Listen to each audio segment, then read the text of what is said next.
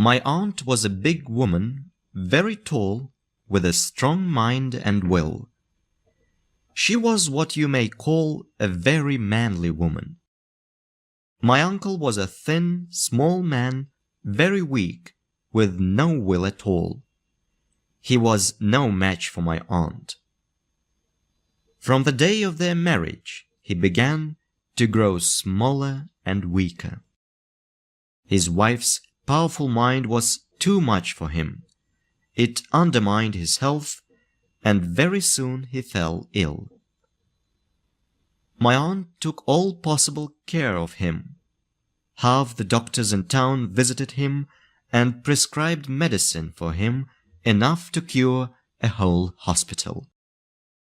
She made him take all the medicines prescribed by the doctors, but all was in vain.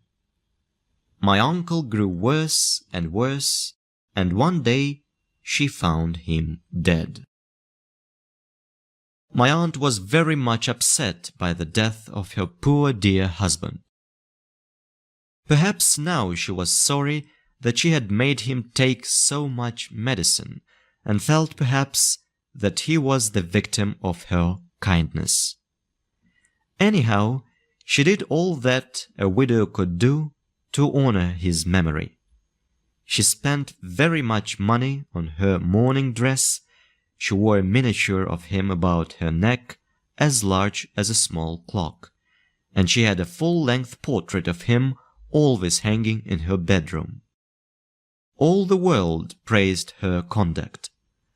A woman who did so much to honor the memory of one husband deserves soon to get another, said my aunt's friends. Some time passed, and my aunt decided to move to Derbyshire, where she had a big country house. The house stood in a lonely, wild part of the country, among the grey Derbyshire hills. The servants, most of whom came with my aunt from town, did not like the sad-looking old place. They were afraid to walk alone about its half-empty, black-looking rooms. My aunt herself seemed to be struck with the lonely appearance of her house. Before she went to bed, therefore, she herself examined the doors and the windows and locked them with her own hands. Then she carried the keys from the house, together with a little box of money and jewels, to her own room. She always saw to all things herself. One evening, after she had sent away her maid, she sat by her toilet table arranging her hair. For in spite of her sorrow for my uncle, she still cared very much about her appearance. She sat for a little while looking at her face in the glass, first on one side, then on the other. As she looked, she thought of her old friend, a rich gentleman of the neighborhood, who had visited her that day and whom she had known since her girlhood. All of a sudden, she thought she heard something move behind her. She looked round quickly, but there was nothing to be seen. Nothing but the painted portrait of her poor dear husband on the wall behind her. She gave a heavy sigh to his memory, as she always did whenever she spoke of him in company, and went on arranging her hair. Her sigh was re-echoed.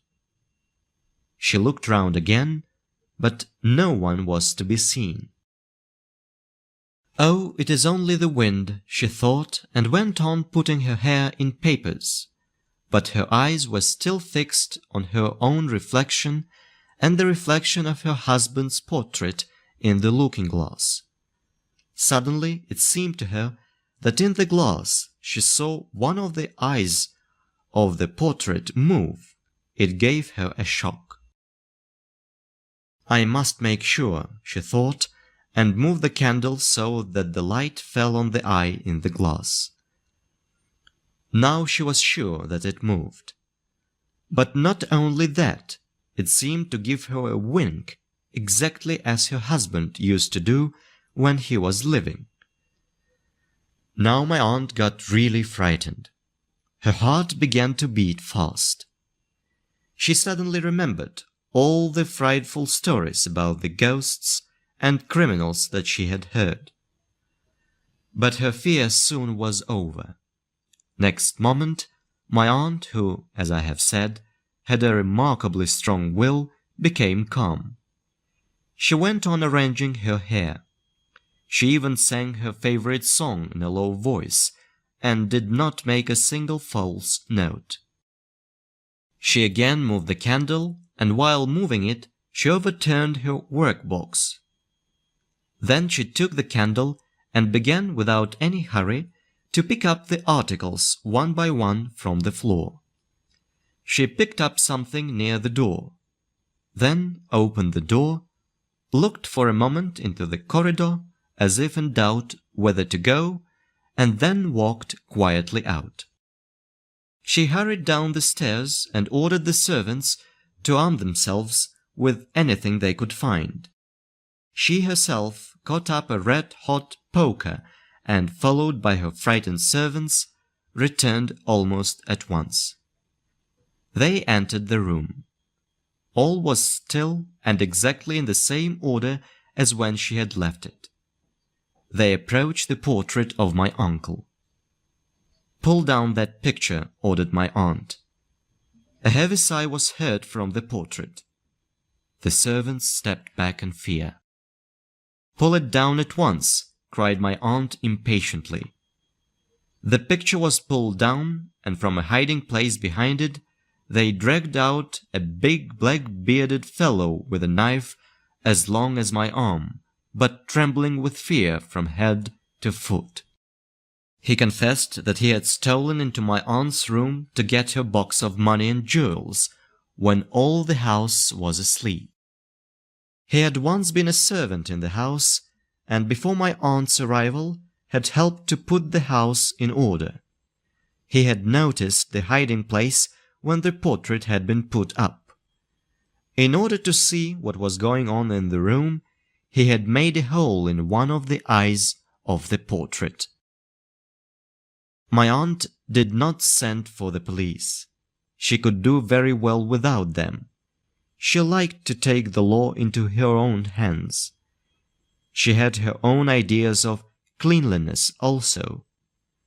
She ordered the servants to draw the man through the horsepond in order to wash away his crimes, and then to dry him well with a wooden towel. But though my aunt was a very brave woman, this adventure was too much even for her. She often used to say, "It is most unpleasant for a woman to live alone in the country." Soon after, she gave her hand to the rich gentleman of the neighborhood.